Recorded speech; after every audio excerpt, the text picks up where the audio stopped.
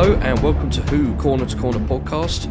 I'm one of your hosts and my name is Jeff, and I'm joined as always by my good friend Paul. Yeah, hello, that's me. How are you doing today? Yeah, I'm really excited. Thank you, Jeff. Good. My excitement levels are up to there. Really high, that is. Well, we're not alone today, are we? We're joined by the wonderful Kevin McNally. Afternoon, Kevin. Hi there, how are you? Yeah, good, thanks. How are you? Yeah, we're Good, thank you. Thank you very much for joining us today. You're welcome, my pleasure. So we've got quite a few questions here. We're going to talk a bit about Doctor Who and Flux and Professor Jericho, and we've got some other topics that we want to talk about because you've done so much across your career, and we want to kind of talk a bit about everything if we can. But my first question for you is, how does it feel to be so embraced and so quickly by the Doctor Who community? Well, it was quite shocking, really, because I know that the Doctor Who community was divided over, the latest incarnation, and that I was aware that there had been some criticism of the storylines and stuff lately, so I knew I was going into something contentious. But was glad to, because I really enjoy Jodie. I think she's absolutely wonderful, and she's certainly a joy. Yes, we do too. So for it to suddenly become so popular and people to be so warm about my character was a real thrill, and therefore totally unexpected. Brilliant. Yeah. We're both big fans of the whole era, with Jodie, and we think she's wonderful. And, we said this before on the podcast, but there's not long left with her on screen. So we're kind of bracing ourselves for heartbreak. But massive upsets. Yeah. So how did the role of Professor Jericho come your way? I remember I was about to leave the country, and this script came through, and I thought, oh my God, I hope I don't like this, because I'm supposed to be going away. And of course, I started reading it, and I was like, oh no, this is a really great part. I could really enjoy doing this. And so I agreed to do it and delay all my plans. Of course, then I got to the end of the episode, and I said, well, it looks like there's going to be another episode here, and I'm supposed to be going away to America. And they said, yeah, just one more. And then, it ended up being just one more. It ended up being 3 in the end. So that first script was that was Village of Angels. Yeah. Is that right? Yeah. It's a cracking story. Yeah, so what kind of pulled you in on that then? Oh, I really loved the 60s setting. Obviously a wonderful baddie in the Weeping Angels, or the Whispering Angels, as I kept on calling them, and I had to be pointed out to me that was actually a rosé wine that I drank. Just that, and I loved when I got on the set and it was all that lovely 60s technology, and working with Annabelle, who was just terrific, a great cast all around, the people I worked with. Yeah, that was my next question. It really dragged me, and I just loved it from the beginning, really. And also the fact that I was playing a rather stuffy, lonely academic who they managed to believably make quite sort of brave and heroic. So I sort of appreciated that combination of qualities that they gave the character. Yeah, I think the sort of the journey that he goes on, for the character, it's it's a huge thrill, isn't it? But yeah, he ends up doing something really heroic there, and it felt to me watching it, and be interested to see what you both think. But it was like getting involved with the Doctor and that whole adventure kind of gave him a bit more purpose and a bit of a kind of validation of the things that he'd been researching, in his life as well. Yeah, and of course, that wonderful speech that they gave me at the end when he said, I've lived more in my time with you than I ever have before, because I think he'd been rather sort of a hermit, celibate sort of chap who had just had his nose in a research office all of his life. So to suddenly find himself in the far reaches of the universe trying to save him was a bit of a one-up from the little village he'd grown up in. Yeah. It was good, wasn't it? And of course there was that whole sequence of events where we got a glimpse of these massive adventures, like Raiders of the Lost Ark style at the turn of the century. That must have been a lot of fun to play. It was terrific, and of course came completely unexpectedly in the second episode. Ending up in Tibet and on a big liner. The hermit guy. Yeah, I mean, it was so big and adventurous, and the Indiana Jones sort of element to it, I think, was quite cheeky and quite nice. I like that, particularly the graphics of the plane flying and stuff. Yeah. Like that. Yeah, it was very indie, wasn't it? Yeah. And we ended up at the Great Wall of China, which was terrific. Yes. Yep. We believed that was actually the Great Wall of China. Oh, we went. It was the real Great Wall of China. We went there. It actually was. It was. That's quite amazing. It's a castle. It's brilliant. If it was the days before COVID, it probably would have been. They could have even done that. Who knows? Travel to China just to paint some stuff in a forest. Oh, it's brilliant. I mean, it was such good fun to watch, and it kind of disappointed me in some ways that we only ever got to see these little glimpses, but from those glimpses the whole world of that adventure kind of opened up, and we could kind of try and fill in the gaps, and if ever there was going to be a spin-off series of Doctor Who, either on TV or in Big Finish audio, I think I'm not alone in saying that we would dearly love to see the further adventures of Professor Eustacious Jericho. Well, you never know. Yeah, there might be something in the pipeline, but we'll have a think about that. I must say, as a sort of a coda to this, that a lot of I do the convention circuit a lot, and of course it's been rather taken over by Doctor Who the last few that I've done. I get a lot of people telling me, "God, were you very disappointed when they killed your character?" And I haven't the guts to tell them that I finally said in the third episode, "I really have to go to the States now. Can you please kill me at the end of this episode?" But I suppose I've let them know now. But it was me. Did you was actually the architect say that then? of my own doom. Did you actually ask them then to kill off the character? Is that all you're doing? Yeah. Well, you know what? No one ever truly stays dead in Doctor Who. So, that's true. Yes. Perhaps there was some way. I think the point that some people missed when they were sort of thinking that it wouldn't like to go on and on and on. I think for an actor, to have such a heroic exit as that is far more satisfying than sort of drifting on and coming in for the odd scene every now and again. So I was very happy with the journey and the arc, and as you said at the very beginning, the response has been terrific. Yeah, and people really love you in it and the character, and even though there is that kind of sadness that you didn't get to carry on that line that you had there at the end and that heroic moment, kind of like you say, that kind of makes up for it because it was such a great moment. So even though we'd have loved it to carry on, what we got there kind of balances it out a bit. It was very sad. I mean, closure. I know that it was lovely to film those last moments because it was at the end of the day. We didn't have much time, so we were sort of forced to do it very simply, which was nice. And also there was, because of that, the director was letting me do a lot of it rather than it being done by special effects or anything like that. So it was a nice acting moment as well as brilliant. A sort of a dramatic moment. Yeah.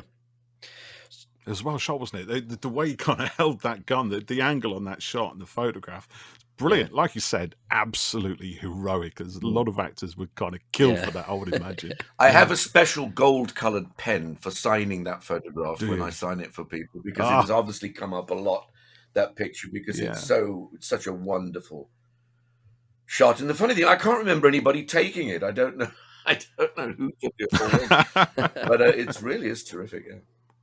Yes, brilliant. Well, we interviewed James Pardon, one of the photographers, on here a little while ago, didn't we, Jeff? Oh. And one thing he was saying was kind of how to inveigle himself into the action, into the actors, into the sets without anybody noticing, almost like lurking around and then just taking these snaps, and the occasional one the occasional snaps suddenly become just iconic and have a life far beyond that moment in which they were snapped. Yeah, well, it certainly worked with that one. Yeah, and if it was him, I don't remember him sneaking under my armpit to take it. No. You just never knew he was there. Oh, hello, James, there you are. Oh, yeah. So brilliant. What was it like filming with Jodie and Mandip and John? You said just now, it was really good, but can you talk to us a bit more about it? Yeah, it was really terrific. They're great people. They we did have a laugh, I'll tell you, and they sort of rather jokingly would talk about the Kevin McNally masterclass in acting, because they'd said that they said rather cheekily, well, we just don't do anything, we just say the lines, implying that I was doing an awful lot of acting. It was sort of a slightly backhanded compliment, but it was interesting, and I had the very great joy of being in the makeup trailer with Mandip and Jodie on the day of my birthday. As I came in, they greeted me singing very loudly, "Happy birthday, happy birthday," and I have it on video, which I show occasionally to my children when they throw up. One of those moments, but that was a lot of fun, wasn't it? Was it quite difficult? I mean, there were COVID restrictions going on, wasn't there? Was it challenging playing within those? It was. I mean, I can't really remember if it lifted slightly in the third episode, but for the first two episodes, I was sort of either on set or in a hotel room in Cardiff that had no restaurant or bar. So I sort of kept going through this limited menu of 3 items in a sort of an endless circle, and there was nowhere else to go really. So things were closed. It was a little bit strange and a little bit sort of.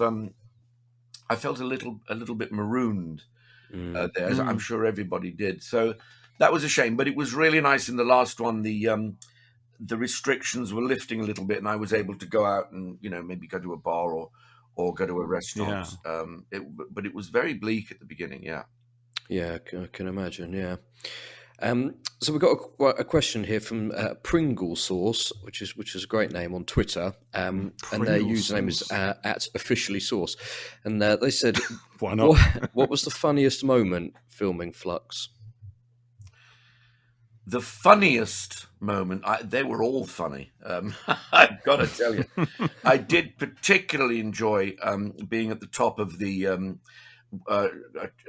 Great Wall of China with Mandip and John holding a Spark's legs as he hung over the wall, trying to retrieve a lost rope ladder. That made me laugh, but not enough to stop me taking a picture of it. That was very enjoyable. Brilliant. I had a great time. We had a great time down in the catacombs. That was really, really fun, running in and out of doors, and just so enjoyable. That was quite a set. Yeah, was it real? A real location? No, it was a wonderful set. Right, an absolutely wonderful set. And some fantastic CGI as well. I remember running through one door and being told to imagine we were at a sea of lava, and we were actually on a bench covered in blue material. Yeah. But then to see it was really exciting. It did look pretty good. Yeah, the effects work and the production values on the show have never been better than they have been in the last couple of years. No, so, wonderful, yeah. What's it like for you working green screen and doing all of that, and something not being there, or having to imagine? Well, I particularly enjoyed so much of this because the only sort of green screen thing I did was that shot. My experience in the last 20 years, in fact, I usually say this when I do panels at the conventions. When I started doing Pirates of the Caribbean 20 years ago, if we wanted to split a ship in half, we split a ship in half. But more and more, particularly with the advent of CGI and Marvel films, there's been more and more CGI, and it really sort of sucks the joy out of the process for me a little bit. Does it? And I think any actor will tell you that. But so what was lovely for this Doctor Who is that they did build wonderful sets like that, and we weren't doing too much of that.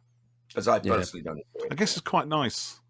I guess it's quite nice when they combine the elements. So, there's a real set that you can work within. There's a space you can react to. There's something that gives you the vibes and the feel of the place. But then they use CGI to maybe just expand the horizon slightly, so it becomes I've always thought that CGI is at its best as an adornment, rather than the whole the whole thing. That you can embellish. I mean, I'm hoping. I had this conversation with a taxi driver yesterday, actually. Did you? Yes, I'm hoping that CGI starts to wane and we start to use. I don't know whether you're familiar with the series The Mandalorian. Yeah. Yeah. It was a lighting cameraman I was working with who was saying, "Have you seen The Mandalorian? These are actually, you can see these sets. They're massive TV screens." That you act in front of. They wrap around the whole set. They wrap around the whole set, so you actually, it isn't the real thing, but you can see it and you can interact with it and feel it. So I'm hoping there's a lot more of that in the near future. Yeah, I think there is talk of more and more of that. In fact, there was a chap on LinkedIn I was talking to the other day, and he'd been doing some filming with that kind of virtual production, and he said it was amazing. They could go places that they just literally couldn't do otherwise, but it gives the actors more to work with because there is something there, behind them rather than just a green screen for it. I'm all for it. Excuse me. So let's go back to the 80s a little bit and tell us about Hugo Lang. And we've got a question from Matthew on Twitter, who's disciple of Brad, and he would like to know how different was the process of making Doctor Who back then compared to recently? Well, it couldn't be any more different because when I started work in the 70s, there was an awful lot of television work of perhaps dubious quality. And the process was that you rehearsed for a week and you went into a studio for 3 hours only, and you shot it all on sets in multi-camera, having maybe gone to a quarry in the west of London for the day, where they put up a rather shaky TARDIS. And of course, by the time I came round to Flux, the process had become far more cinematic. It's like shooting film. It wasn't like shooting film back then. It was like a sort of a hybrid of sort of televised theatre. It was in those days. You did the whole scenes all in one, and very, very different. I mean, people would be mystified by the process now. Going back to the Twin Dilemma, though, the very first time I was interviewed about that many years ago was by Tony Hancock, who I'm sure you're aware of, the very of Doctor Who. And we went to a coffee shop, and he seemed very nervous. So I said to him, just before we go ahead, Tony, I want you to know that I am fully aware that the Doctor Who world regards the Twin Dilemma as the worst episode of Doctor Who ever made, and I'm not insulted by that knowledge. And he said, "Oh, good, I'm glad we got that out of the way." Just clear the elephant out. So when I first went on the set for Flux, I was introduced to Jodie, and we said hello, and she said, "Have you ever been in Doctor Who before?" I said, "Yes, I was in the worst episode ever made in the 80s. She went, "Oh, well, let's hope it's not like that now then." No. But I mean, it was still nonetheless tremendous fun. And I loved working with Colin, and I loved meeting up with him at Doctor Who conventions these days. We had a great, great time. And it wasn't the greatest of stories, but it sort of made it, it's a nice talking point for me when I meet people who enjoy Flux, that I have that 37-year gap. That's how long it took them to rebook me, 30 years. You were obviously really busy in all that time, though, Kevin. Pirates of the Caribbean and everything else that you've been doing. But do you know what? Just on the Twin Dilemma, because I was watching it the other night. I thought, and I haven't seen this for a long time, and I was certainly one of those who wasn't that impressed when I first saw it. And I think a lot of that is because the story preceding it, in my opinion, is just so astonishingly good and still stands up today as one of the very best examples of Doctor Who when it all works. So the Twin Dilemma, by comparison, does feel like a bit of a drop-off. But watching it on its own the other day, and in a mood to kind of reevaluate it, I thought, well, it's not that bad. There are some decisions which you think if they did that now they would do differently, but I think the story itself is still reasonably solid. I think the only thing that really sort of stuck out was how the sets, how the studios are lit. There are literally no shadows at all in any of those sets. Even the cave sets, everything is just in almost two-dimensional in its relief, and that seems to be one of the biggest issues with TV in the 70s. It is the problem when you look back at studio work, because it all had to be top lit, of course, because as you know, if you know anything about film, you know, you move all of the lighting with every camera move, virtually. So, you know, with 5 cameras, just everything had to be all round lit. Otherwise, it would look very peculiar. The fact is that it looks very peculiar anyway, but it would look almost you wouldn't be able to see anything. Really. You'd have so many. You'd be shooting some people, and the side of their heads would be black. You wouldn't see. You wouldn't see anything. Or you'd have another light in shot that was working in another camera angle, and you know, it would just be really, really difficult, wouldn't it? Yeah, kind of weird. But in some ways, I mean, that doesn't always detract from the story, because I know you were in I, Claudius as well, weren't you? Which is a bit earlier than the Twin Dilemma, and that is, I think, the kind of exemplary illustration of what you were saying about TV plus theatre, that kind of combination, because it is very theatrical in its presentation, but it is absolutely riveting. And there's a moment where you just go beyond the surface detail and become so engrossed in the characters and the drama and the story that the kind of almost plasticity of it, that kind of fake feel just vanishes, like when you're watching good theatre. Well, Herbie Wise was a genius, and what's interesting about it, I've had 20 and a 40-year anniversary of I, Claudius now. I mean, what's fascinating about it, watching it, is that there are some extraordinary things in it, like Brian Blessed's death, you know, which was just close with his eyes open all that time. There's a whole scene between George Baker and John Castle where they just play squash, and they do the scene and keep this game of squash going. There is a scene in a market that me and Derek Jacobi did that was Studio One, built as a market and lit, and it looked like it's the outside. So that was that form of television at full tilt, and it stands up to this day, I think.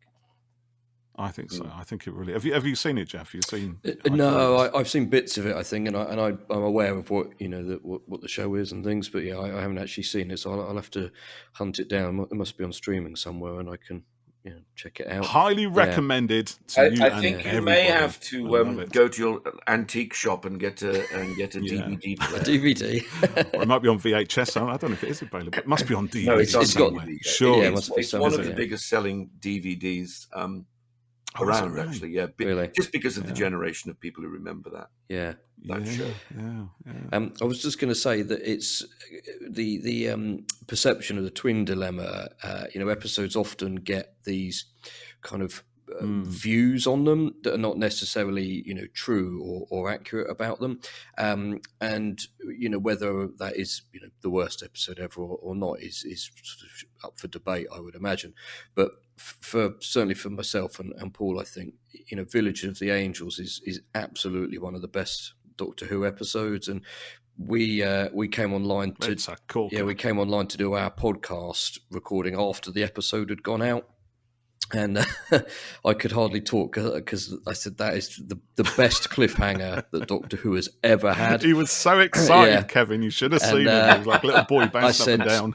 That is, that what an incredible episode. Everything about it, and it was brilliant. I was sat there. My wife was in the room when I was watching, and she's not really into Who. I don't know why I'm still married to her, to be honest, but and she sort of looked up and she saw Jodie turn into the to the weeping angel, and she said, "What's going on? What does that mean?" And I was going, "I don't know. I don't know." And it just they resolved it quite quickly the week after. But yes, those cliffhangers were just brilliant. Across yeah, the series. no, absolutely. I mean, I walked away thinking, I wonder how they're going to solve that, not knowing that I was going to be involved.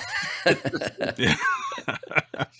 Yeah. So it was nice what you said about Colin Baker there, because again, wrongly, I think his doctor is sort of got a bit of a perception from his time on screen, but he's had such a wonderful career on Big Finish afterwards, and his doctor he's just been brought to life, hasn't he, Paul? Really, and fleshed out so much. I did a very confusing Big Finish recently when I actually couldn't work out how many doctors I was working with. There seemed to be 100 of them. Right. And there was Colin and there was David and I think Paul McGann, although I didn't talk to him, I didn't do a scene with him. It was really wonderful. Peter Davidson.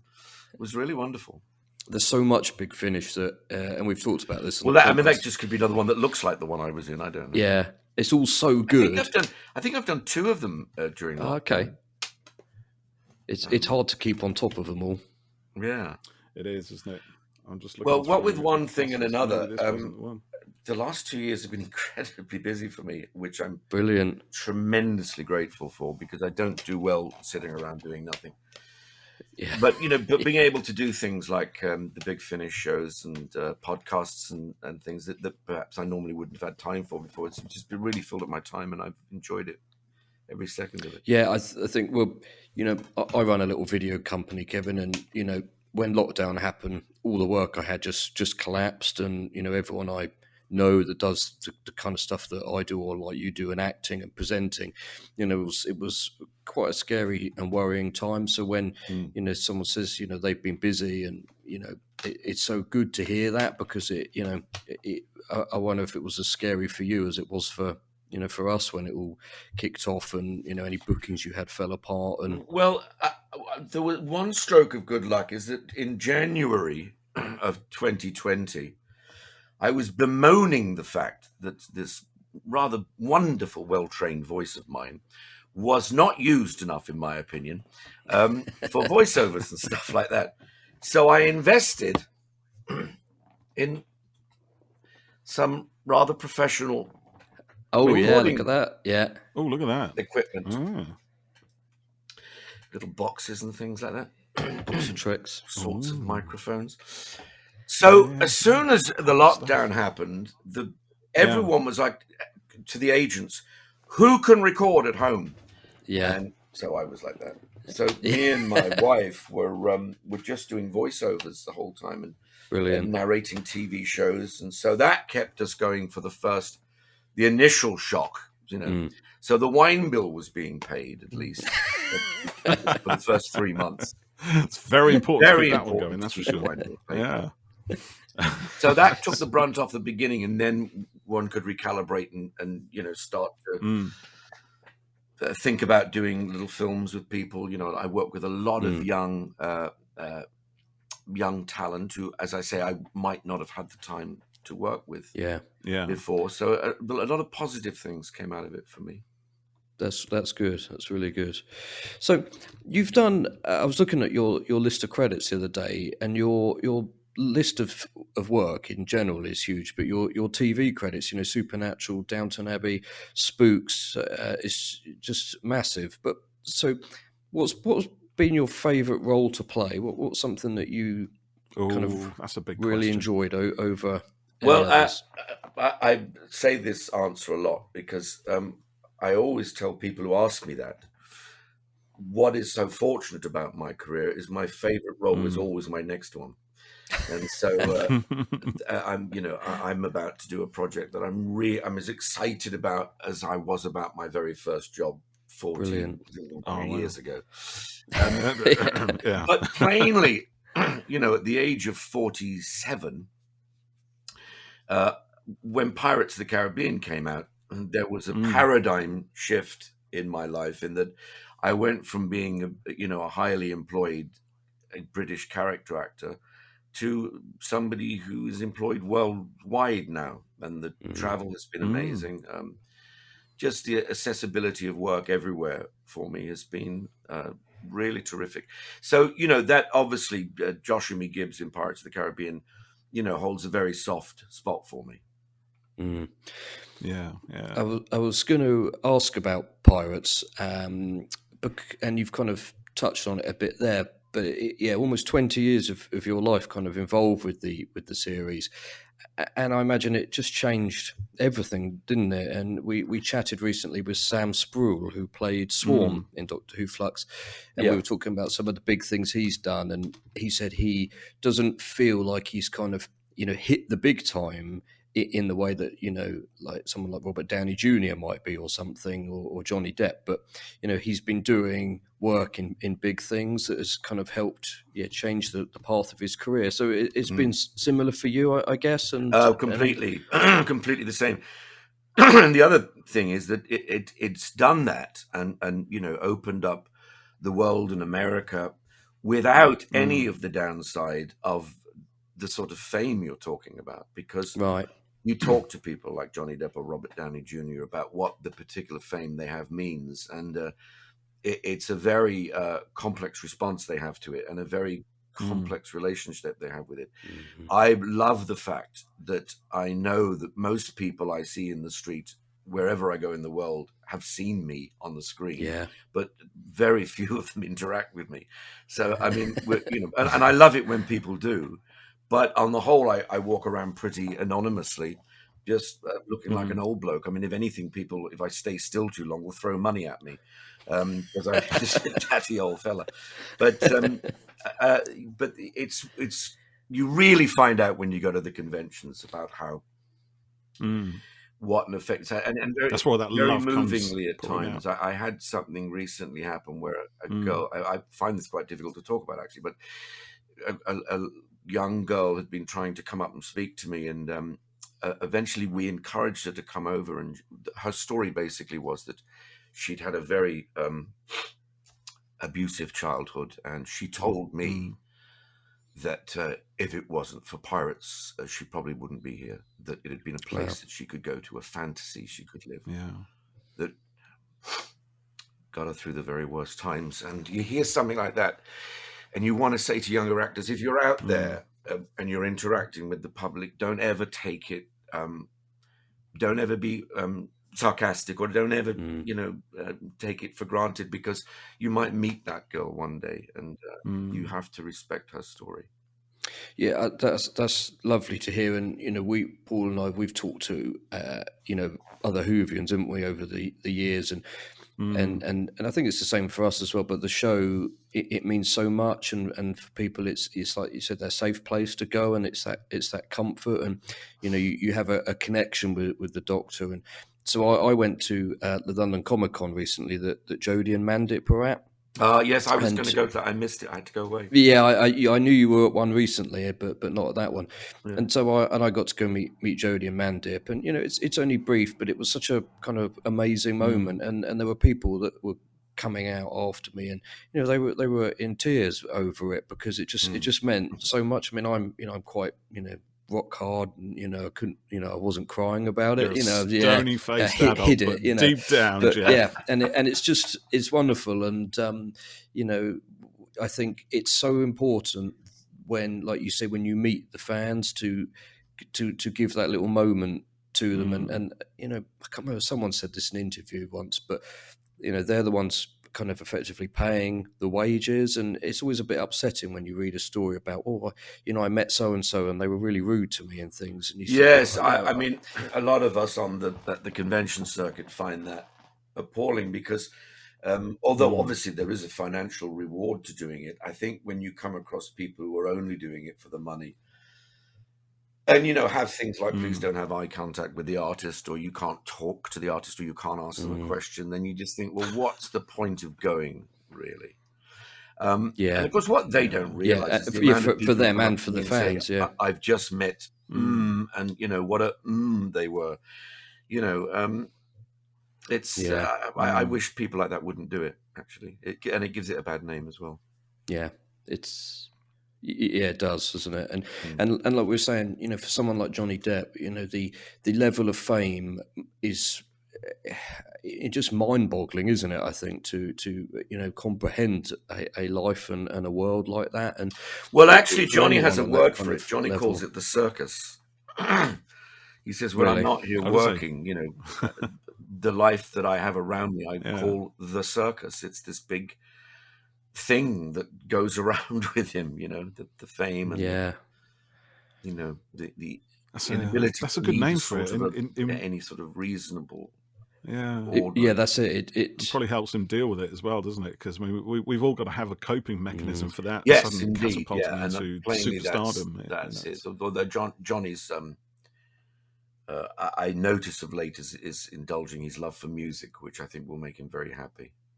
Yeah, that's good. Do you talk to him a lot? We can cut this bit if you want, but no, you don't have to. I don't speak to him in between the jobs. We have a great time when we work together, but we've never socialized outside of the job.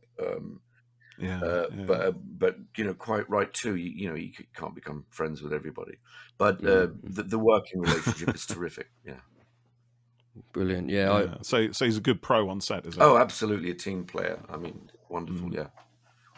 I can't praise him highly enough as both an artist and a man. Brilliant. That's lovely. So tell us a bit more about working on Pirates, because the films are great fun and they're absolutely massive. And like you said, nowadays you'd probably have a pirate ship, and you do it digitally and stuff. But back then they were building pirate ships and putting them on actual ships so they could sail them, weren't they? And then firing cannons and stuff at each other. I mean, it's it came. It must have been just like a brilliant playground to just get all of that pirates role playing. Well, it's funny you should say that, because people often ask me, what's it like making a pirate film? And I say, well, it's just like playing pirates when you were a kid, but the toys are better. Yeah, I mean that's and real. Yeah. So and things really do go bang and boom and everything else, and yes. So and that's I have a big problem, of course, whenever I've just done a Western for the first time. Oh, really? Which is really. Do you do your own sound effects, Kevin? I do. I can't stop myself. Yes, good man. And also when I do fight sequences, because I would totally when I do fight sequences, the stuntmen are always saying, "Can you stop going?" Doof, doof. We'll provide that later. It's like the stories I hear from was it like Ewan McGregor and that, when he first went on the set of Star Wars and he starts doing with their lightsaber noises. I could totally relate to that. I mean, that must be a good thing about an actor, is that in some ways you get the right part, you can just be like a big kid if you want to, if you want to be. Absolutely. I mean, but with the professional aspects, obviously. Yeah. Oh yeah. Well, what I think is I teach students a lot, and I always say to them, the more you prepare, the more you enjoy yourself on the day, And I'm always really well prepared, as are most actors, very, very well prepared, so that on the day you just have fun, And my God, there's some fun to be had on Pirates. Well, I've got a question. Same thing here with Doctor Who, of course, as well. Yeah. Well, Orinoco McGee, who is at Deadly Night on Twitter, says, "Did you get up to any crazy shenanigans whilst filming Doctor Who and Pirates? That you can tell Cardiff in lockdown? No." There were no shenanigans running between the trailers. The height of my evening would be my third glass of rosé wine before I went to bed with the script. There you go. That's all right. That's something to do, isn't it? So for you, Pirates has been 5 films, isn't it? And a number of video game, voice parts as well. So is it quite nice to have a character that becomes yours and you become, vice versa, and that every so often it comes back up again for you to go back out and do? Yeah, absolutely.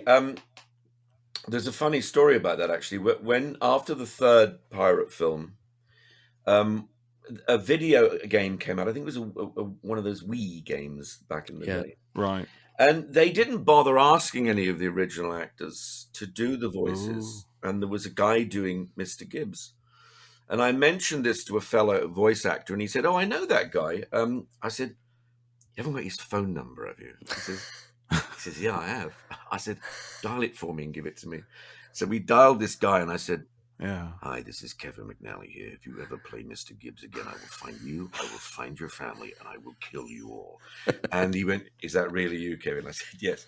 So I think he told them at Disney that I'd said this. And so they started asking me to, I'm sorry for robbing him of the gig, but I just didn't like the fact that somebody else was playing Mr. Gibbs.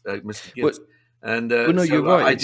I did everything of Mr. Gibbs after that. Yeah. That's brilliant. Yeah, it's a bit like we were listening to some Big Finish, weren't we, Paul? That had a guy called Jacob Dudman doing kind of interpretations of like Peter Capaldi or Matt Smith, and they're very good.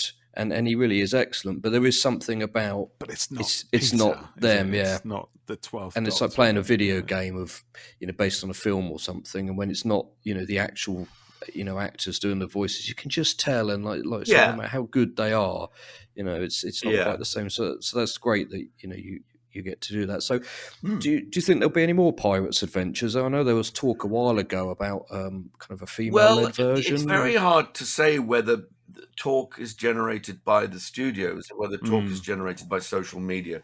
I personally have not heard any concrete plans about the future.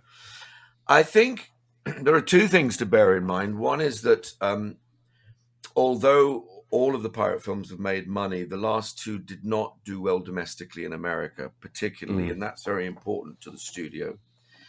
And the other is that being one of the oldest franchises, maybe the third oldest to Star Wars and Lord of the Rings, it's remarkably linear.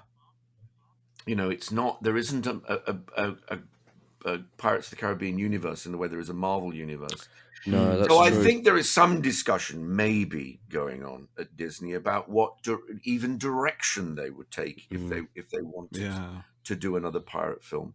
I personally don't quite understand why Mr. Gibbs isn't starring in his own story, Tales of the Caribbean, on Netflix.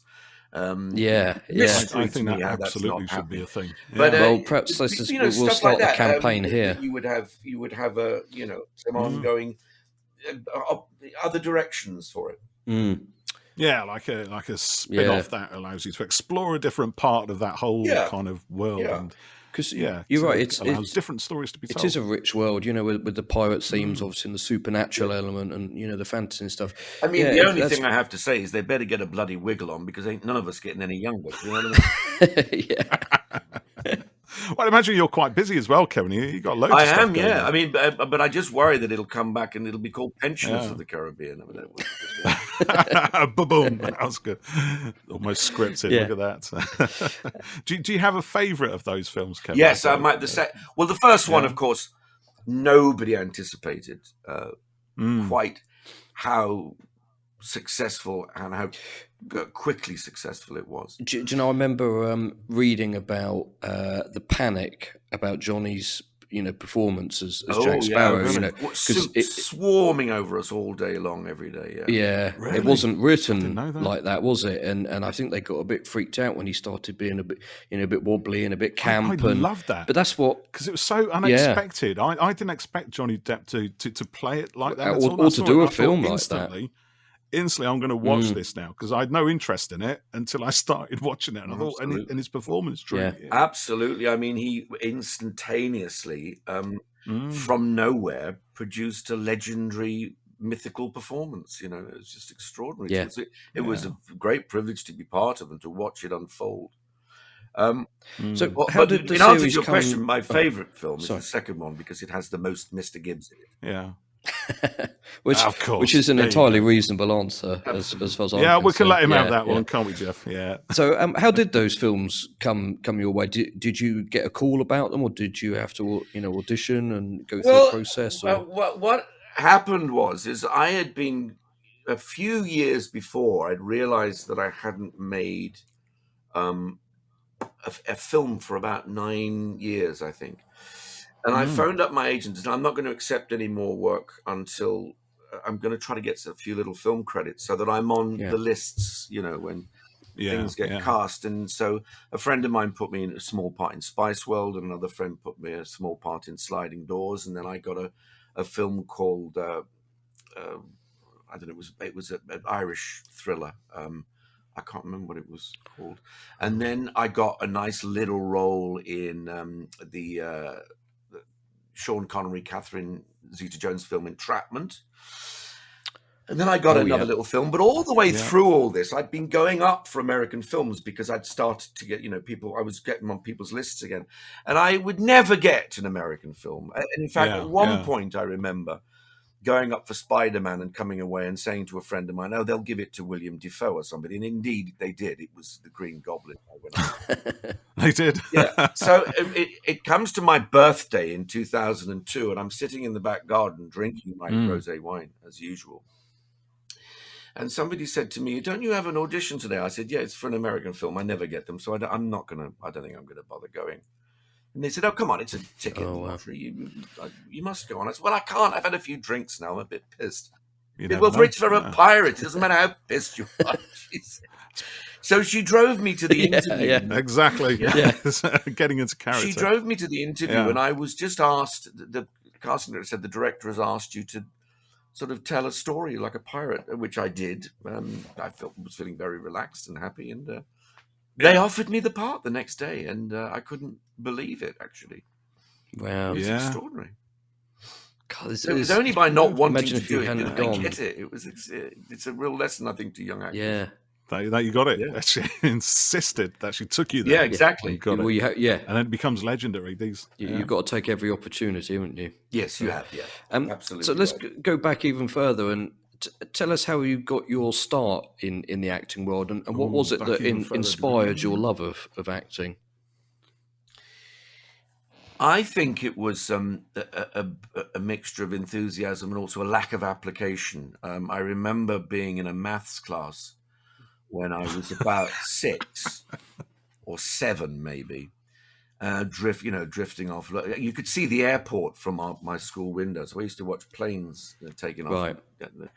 And so that people were doing these. I was not very good at maths, and people were doing this math book, and I thought, I don't know what is 7 times 11. I don't know. And the teacher did something very special. I still don't know. You know the answer. The teacher wrote this line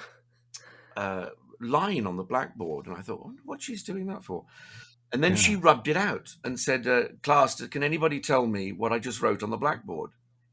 And I said, "You wrote, 'My sunbeams are dancing in the meadow below where tulips and daisies and daffodils grow.'" She said, "Right, you've got the lead in the Harvest Festival play."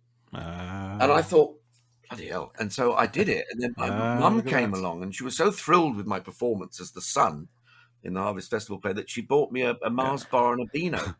And I thought, so I get rewarded for not paying attention in class. This seems like a job for me. Fantastic. Yeah. Funny enough, I played King Lear many years later at the Globe Theatre. And I told the story to the publicity department. And on the first night, they gave me a copy of the Beano and a Mars bar, which I thought was really nice. Did they? Which I kept. You should. Oh, lovely! You should put that in your. That should be like a standard. Your rider. For King Lear, shouldn't it? Really? How much will you do this film for? 18 Beanos and 14 Mars bars, please. Yeah. A year subscription. Yeah. Stick a Snickers in there for an extra special one. Yeah. Some of that. That's lovely. That and I'll have an annual as well. Marvelous. Yeah. Well, I don't know about an annual, mate. You do an annual, we've got to do the matinees. You've got to do the matinees if you want an annual. And now you're driving a hard bargain there on that. Yeah, he's asking a lot. These actors, they do that, don't they? Hey, what do they think they are? He thinks a lot of himself. He's really up himself. He's up himself these days. He wants an annual. He's up it, mate. He's up himself. Yeah. Do you know what? Actually, on that, do you... Because given the widespread variety of characters that you played, do you find yourself digging into accents as a part of personality? Have any of those been kind of difficult? If you had to play a bit more Cockney or like Northern or something? Yeah, like that, I love doing accents, and I've done a lot of them, and I've had to really in America research it because I had a rule, although I've just broken it recently. I don't like to play English people over there because I've found that's interesting. Yeah, I found that if you've got an English accent and you're very English over there, you either play Nazis or Romans, So, I have noticed this in American TV. Yes. So I tried to play American over there a lot, and in fact, I'm about to do a big movie for Paramount in which I'm playing one of the leading roles, and I'm playing it American. I work at it quite hard. But I've actually, the ADRing I'm doing this afternoon is for a show I've just done in New York, in which I was asked to play an Englishman because Rachel Weisz is the lead in it. I'm playing her father. Oh, okay. English, as you know. So but I love doing accents, and in fact, I'm a northerner in that. So I shall be bringing out my Leeds accent this afternoon. Is that where you're from, Leeds? Is it? Huh?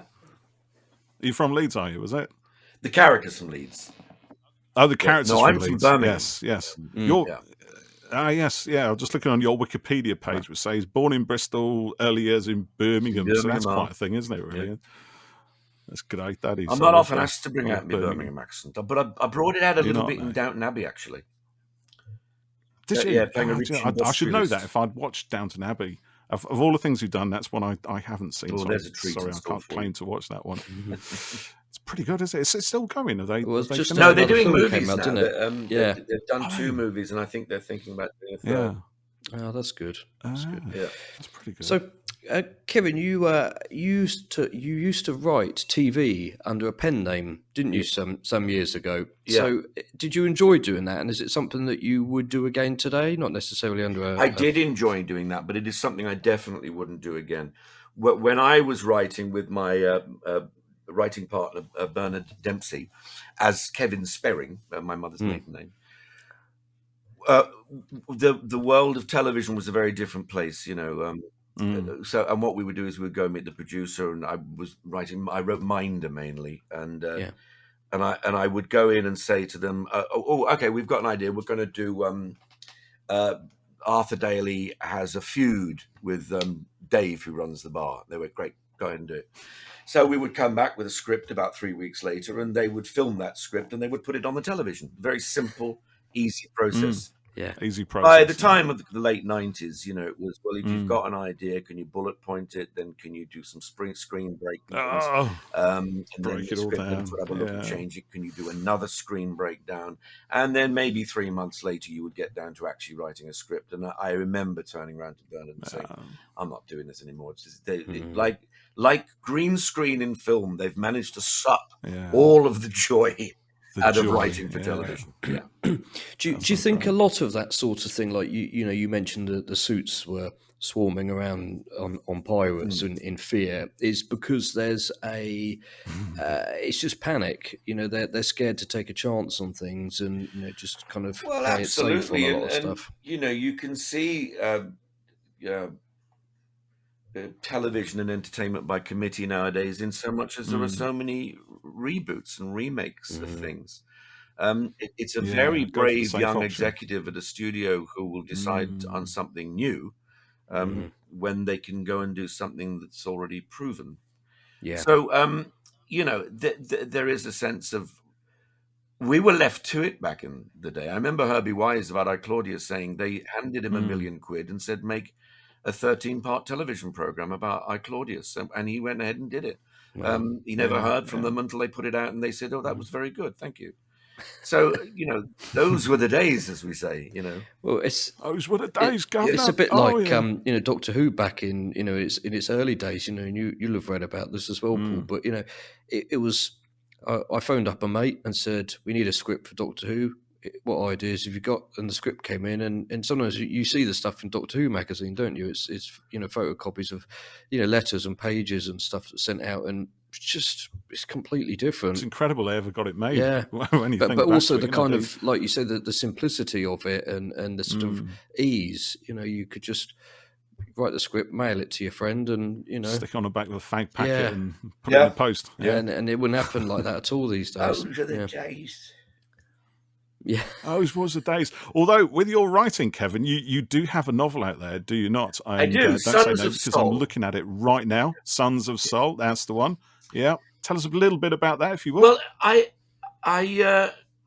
think it was about 10 years ago. I was in LA, and I thought, I'd love to get back to writing again, but I'd like to write a novel. I like the idea of finding out if you can actually tell a story just through the written word. That's what novels are.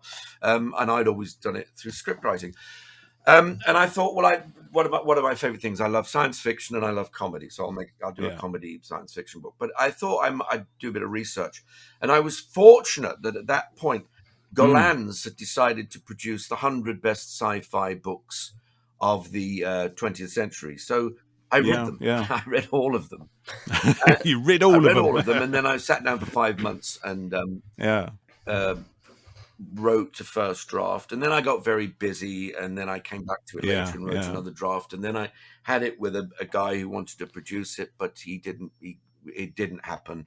And then last year, I was doing a little short film for a man who wants to make a film about the Three Musketeers, and I was playing an old musketeer. And I was talking to the producer, and he was saying, "What else are you up to?" And I said, "Well, my one regret is I wrote a novel and it never got published." He said, "Oh, I publish novels. Is it a genre book?" I said, "Yeah, it's science fiction." He said, "Give me a read of it." He had it published in a month. It wow, brilliant! That's what you need. A real can-do guy. Dean Drinkle is his name. Yeah, and I couldn't recommend him highly enough. In a thing called Domain Publishing, which is very much a genre. That's it. Horror and stuff like that. Yeah. We and he got some good reviews on there as well. Yeah, I got some very good reviews. I got a good review. Yeah, I think people thought, "Oh, McNally's cashing in on his name a bit." But even if that were true, why not though? He's pumped out you got to use so I think their expectancy was so low that they were quite pleased that it's quite a snappy little tale of people being chased around. I'm going to get it. I'm going to get this, and if I get it, you're going to have to sign it for me, Kevin. That's of course that is a fact. Yeah, that's the deal. I'll give you Mars bars for it. All right, Mars bars and Beanos, please. There you go. Job done. That's negotiation for you right there. But it does look a lot of fun. I like that. Sci-fi comedy, Douglas Adams, Red Dwarf. Yeah, exactly. And now Kevin McNally. All that lovely genre, that's that little story you told us there, and you mentioned it to the producer, and he said he publishes, and it's a bit like the pirate story. If you hadn't gone to the audition, obviously you'd never have got it. And absolutely, and if I hadn't gone out for a drink with the producer of this, I wouldn't have my book published today. Yeah. And it's funny that, isn't it? Chance encounters through life that you have no idea and almost no control over how or when they're going to occur, and yet they do, and they change you in some your direction way. completely. Yeah, I mean, to a certain extent, as I always say to my young actors. There are also times when you have to do it yourself, and there have been about 4 times in my career when I've gone, this isn't particularly going the way I want. I've got to. One of them being saying to my agent, I'm not working unless it's a film. Yeah. So I get back to film, which has paid off royally, of course. So, at some point you have to go, no. I also, there was a little period in the 80s when I thought, the stuff I'm doing isn't very good, so I think I've got to not do it anymore.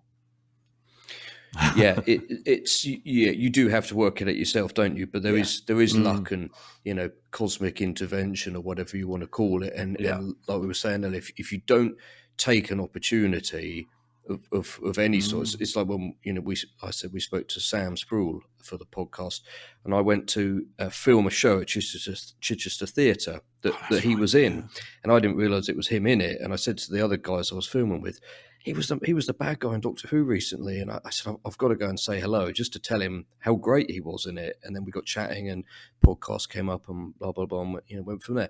And I'd have always kicked myself if I hadn't gone and done it, even though it wasn't a bit, it was just saying hello and things like that. But with work, and acting, you've just got you talk to anyone because you never know what might come from it. And things. Yeah, absolutely. Yeah, no, it's imperative, absolutely imperative.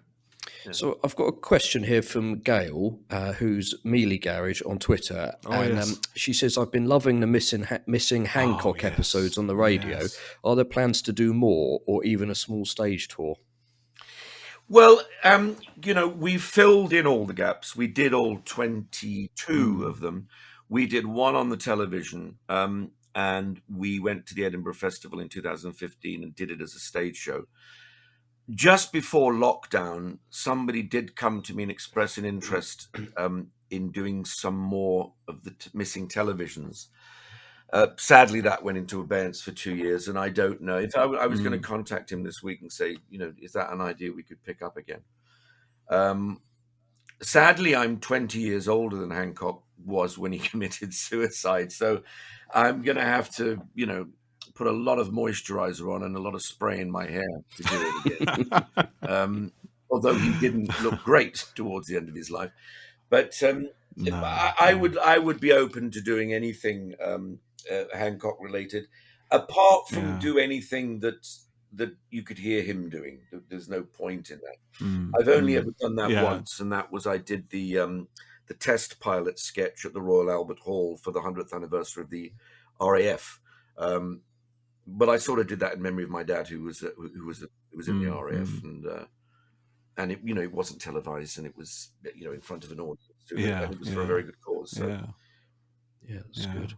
Do you know it's because before lockdown, when I was doing a lot of driving up and down the country, and you're always looking for something to listen to. There's got to be something more. And I years ago I happened on Radio 4 Extra, which is the station that plays a lot of those old school comedies from way back when they started. And you hear John Pertwee, in the Navy Lark, and there's the guys in Round the Horn and all those things. And it's a real eye opener. And I found an absolute love for that old school comedy. It's very much of its time, and there are occasions when you have to be quite forgiving for it.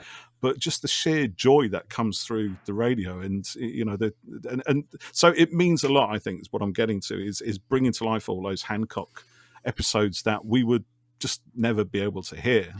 From having been lost over the years. It's funny because I was actually in Virginia shooting a TV show that I did for about 4 years over there.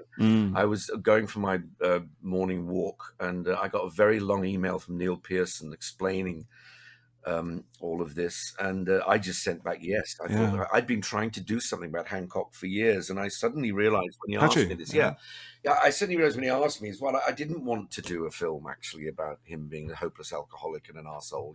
I wanted to do him at his best, and this seemed the obvious way to do it. The funny thing was, he told me later that he'd taken this idea. It was the 60th anniversary of the first Hancock, and he'd taken this idea to the BBC, and they said, well, of course, it's very it depends very much on whether you can find a Hancock or not. That's the main problem. He thought, God, that's going to be a struggle. And that night, he went to a party and met Andy Hamilton, and he explained his dilemma to Andy. And Andy said, look no further. Kevin McNally's your man. It's hard to get him not to be Hancock, even when he's playing a psychopath. So they offered me the job. That was amazing. That was like Andy Hamilton was just in the podcast. It was uncanny. We were. We have to put with extra special guest Andy Hamilton on the bottom of this. Yeah. So down the rest is history. So it was just terrific. It wasn't until the first performance, and Neil said, and as the lad himself, Kevin McNally, I walked out and I thought, oh my God, what am I doing? This could be a disaster. People throw tomatoes at me.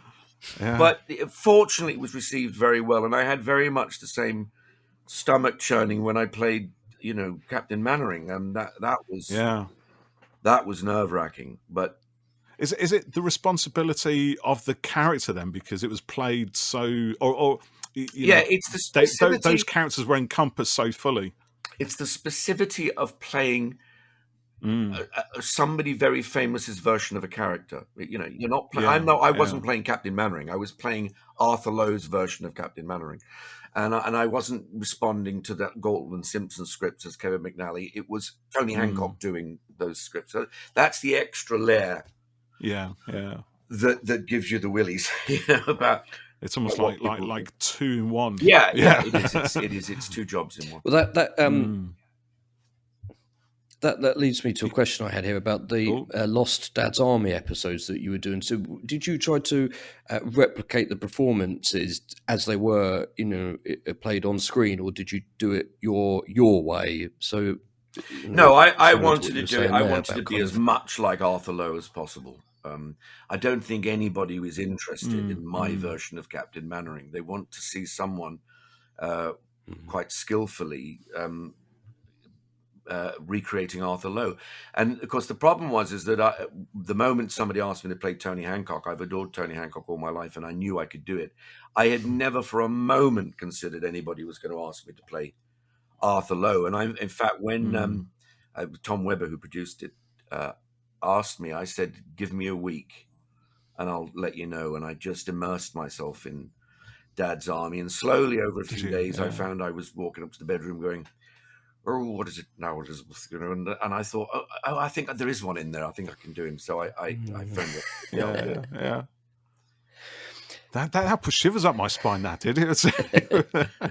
It was just Arthur Lowe again. So it was Andy Hamilton and Arthur Lowe and Hancock. There we go. It's a guest celebrity-packed episode of our podcast. I know, it's a game. Jeff, I'll tell you. He gets all these people on. It's a game. It's all these people on. Says it's just Kevin McNally. He's a fibber, you know. That's fantastic. Well, nearly an armful. A pint. Oh, he did that one, didn't he? I can't do that. I end up going Bristol. A pint? That's nearly an armful. I mean, I don't make it a Bristol reasonable amount, but a pint. But it's very nearly an armful. I'm sorry, I'm not walking around with an empty arm for anybody. It's cracking stuff, isn't it? It's just cracking stuff. That is uncanny. It was a great joy for me, of course, when we did the first ones in 2014 that Galton and Simpson were there for the recordings, and they were so generous and sweet to us. It was lovely. Yeah. That's fantastic. So what's next on the list then, Kevin? Obviously, you've got a bit of ADR to run to. I've got a bit of ADR to do this afternoon, a bit of teaching this evening. I start filming on Wednesday. I'm doing a wonderful project. Now, you have to sign NDRs nowadays. What can I say about it? It is the prequel to a very famous 1960s horror film. Ooh. And so I have been trying over the last month to summon up this actor who was in this film. And we're going to recreate that atmosphere, those people, but in the story before the story of the original film. So I can. That's all I can give you. No guessing. But as soon as I'm allowed to release it, it'll be great. But you can all just go away thinking what your favorite 60s horror film was now. Yeah, maybe we can get people to tweet in, see if anyone can guess it in advance. I'm starting to run through my inner encyclopedia now. To be honest, there's only 3 entries in there because I'm not that well versed in such things. There isn't any capacity, but still, it's an exercise. You've got my appetite whetted for that. That sounds like a lot of fun. And then did you say you're doing a Western as well? I did a Western last year, Death on the Dearborn. That might be out this year. I must say, when the producer, who I knew well, I'd worked up in Montana with him on another film, and he asked me to do this because he knew I always wanted to be in a Western.